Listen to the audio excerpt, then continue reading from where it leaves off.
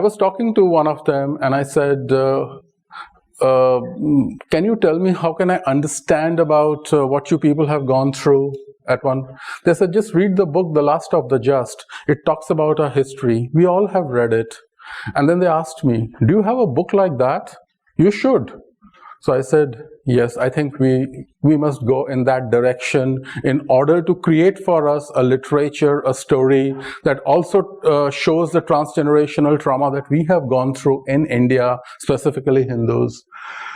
The trauma of blacks, the trauma of Red Indians, right? It is ironical that Red Indians today find more supporters for their transgenerational trauma, the genocide that they have gone through, than we find for ourselves. And it is important that we have to go ahead and tell the world about it, what we have gone. Has time arrived for Hindus to share the historical trauma they have suffered and which the world hasn't acknowledged? I believe the time has come and we must do that. Okay, 3 most cherished institutions: temples, libraries, and religious practices and festivals. The last one is taking place right now in Sabarimala. Hindus are being separated from their traditions, from their festivals, and we will talk about this separation in psychological terms, why it is so damaging.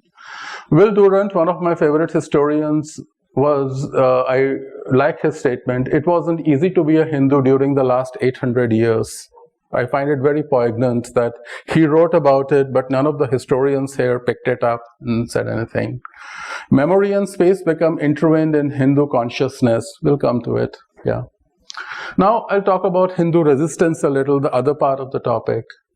What created the Hindu resistance? Did they surrender to the terror? How did they cope when their sacred places were desecrated?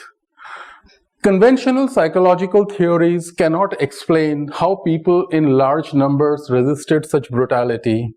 I have discussed this with people many times, that yes, when the invasions began in the 11th century, we faced a lot of brutality at a mass scale, and it was similar to the invasions in Middle East and other parts, right?